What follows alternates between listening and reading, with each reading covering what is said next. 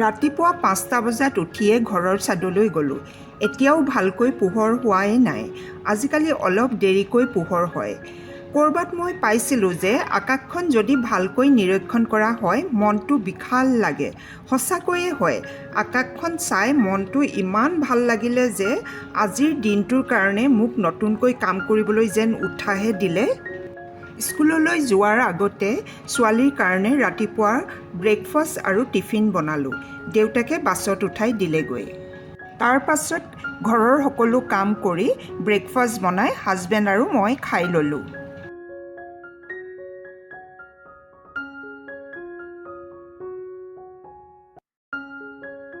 এতিয়া ঘড়ীত বাজিছে 10:30। ৰাতিপুৱাৰ সকলো কাম বন কৰি গা ধুই ঘৰৰ তললৈ গ'লোঁ। ঘৰৰ তলত নিজে নিজেই হোৱা ভাতকেৰেলা গছজোপা ইমান লহপহীয়া হৈছে, তাকে ভাতকেৰেলা কেইটানো লাগিছে তাকে চাবলৈ গ'লোঁ।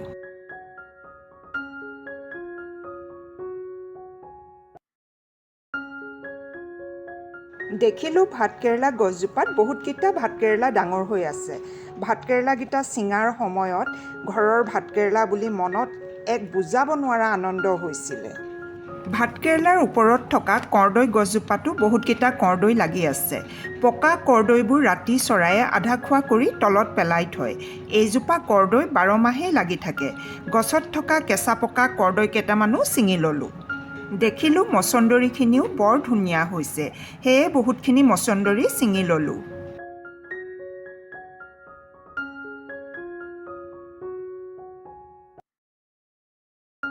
ঘৰৰ নৰসিংহ, মছন্দৰী পাত, ভাতকেৰেলা, কৰ্দৈ গোটেইবোৰ টেবুলত মেলি ল'লোঁ।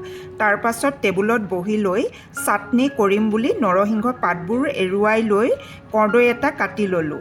আদা নহৰু বাকলি গুচাই ল'লোঁ। মচুৰ দালি তিয়াই কোমলাই লৈ তাত নৰসিংহ, মছন্দৰী পাত, কৰ্দৈ, আদা, নহৰু, জলকীয়া, নিমখ চব একেলগে মিক্সিত দি চাটনি এখন বনাই ল'লোঁ।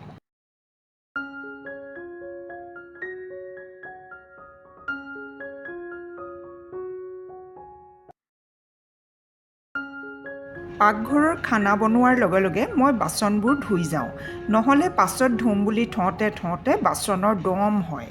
লগতে তিতা কাপোৰ এখনেৰে মিক্সিটো মুচি কাচি চাফা কৰি থ'লোঁ। ফ্ৰিজত মাছৰ মাথাকেইটা দেখি ভাবিলোঁ দুপৰীয়া সাজত আজি মুড়ি ঘণ্ট বনাওঁ। মগু দাইল কেৰাহীত শুকানকৈ ভাজি ল'লোঁ। আলু, বিলাহী, পিঁয়াজ কাটি ল'লোঁ। আদা নহৰুৰ পেষ্ট বনাই ল'লোঁ। মছলাৰ বাবে গোটা জিৰা, লং, ইলাচি, ডালচেনি, তেজপাত, কাশ্মীৰী ৰঙৰ গুড়ি, জিৰা গুড়ি, নিমখ, হালধি আৰু সোৱাদ হ'বলৈ অলপ চেনি ল'লোঁ। কেৰাহী গৰম কৰি তেল দি মাছৰ মাথা দুফাল লৈ হালধি সানি তেলত অলপ সময় ফ্ৰাই কৰি ল'লোঁ।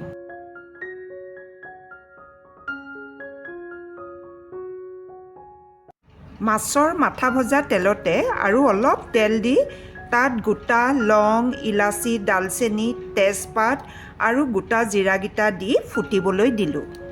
জিৰাকেইটা যেতিয়া ফুটিবলৈ ল'লে তাত পিঁয়াজ দি বাদামী ৰং হোৱাকৈ ভাজি তাতে আদা নহৰুৰ পেষ্ট আৰু বিলাহী দি ভালকৈ ভাজ খাবলৈ দিলোঁ। প্লেটত গোটাই লোৱা গুড়া মছলাবোৰ জোখমতে দি অলপ সময় দি ভাজি ল'লোঁ। বিলাহী যেতিয়া গলিবলৈ ল'লে তাত আলু আৰু মাছৰ মাথা দুফাল দি আৰু অলপ সময় ভাজি ভজা মগুৰ দালিখিনি দি অলপ সময় লৰাই গৰম পানী দি ঢাকন লগাই দিলোঁ।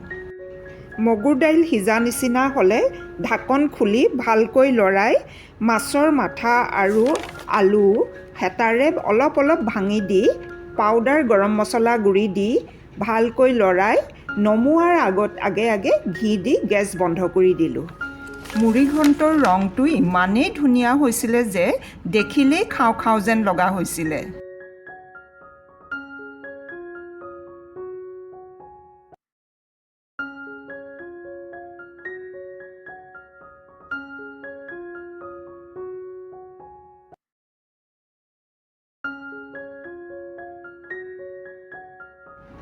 ছোৱালীয়ে মাছ খাই বেয়া পায়, সেয়ে মুড়ি ঘণ্ট খোৱাৰ প্ৰশ্নই নুঠে।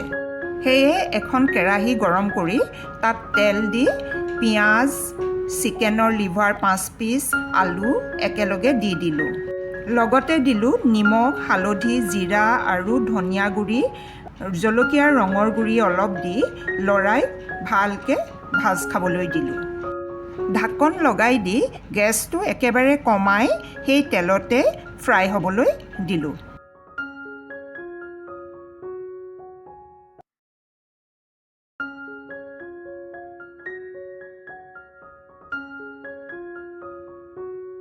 দুপৰীয়াৰ বাবে ৰন্ধা মুড়ি ঘণ্ট, দালি, লিভাৰ ভজা, আমৰ আচাৰ, মচুৰ দালিৰ চাটনি সকলোবোৰ টেবুলত সজাই খাবলৈ বুলি প্লেট লগাই দিলোঁ। প্লেটত গৰম ভাত বাঢ়ি দি হাজবেণ্ড মই খাবলৈ বহিলোঁ। আজিৰ মুড়ি ঘণ্টখন ইমানেই সোৱাদ হৈছিলে যে কি ক'ম আপোনালোকক। হাজবেণ্ডেও খাই খুব ভাল পালে মুড়ি ঘণ্টখন। ভাত খাই অলপ সময় বিচনাত জিৰালোগে। এতিয়া ঘড়ীত বাজিছে আবেলি 5টা। আজি আমাৰ এখন বিয়া আছে, ৰাতি 7টা বজাত যাম। ক'ৰবালৈ যাবলৈ হ'লে সময়তকৈ অলপ দেৰি হ'লেই হাজবেণ্ডে ওলালানে কৈ ইমানেই ৰক্ষা নাইকিয়া কৰে যে সেইকাৰণে মই 6টা বজাতে মুখৰ মেকআপটো কৰি ৰাখিলোঁ। বিয়ালৈ মই এই গল্ডেন ৰঙৰ কাপোৰযোৰ পিন্ধি যাম। তাকে আগতীয়াকৈ মই গাত লগাই চালোঁ। মোৰ হাইটৰ কাৰণে প্ৰায়বোৰ মেখেলা মোৰ কাৰণে চুটি হয়। এই মেখেলাখনতো মই গল্ডেন ৰঙৰ কাপোৰ লগাই লৈছোঁ। কাপোৰযোৰ আঠপিট মাৰি পিন্ধি ল'লোঁ। এইডাল চেইন আৰু মেটচিং কৰা ইয়েৰিঙো পিন্ধি ল'লোঁ। কাপোৰযোৰৰ লগত মিলাকে গল্ডেন কালাৰৰ এডাল শকত বেংগলছো পিন্ধি ল'লোঁ। বিয়াৰ বাবে সম্পূৰ্ণ মই ৰেডি হৈ গ'লোঁ। মুগাৰে বনোৱা এটা বেগ হাতত লৈ বিয়ালৈ বুলি গাড়ীত উঠিলোঁগৈ।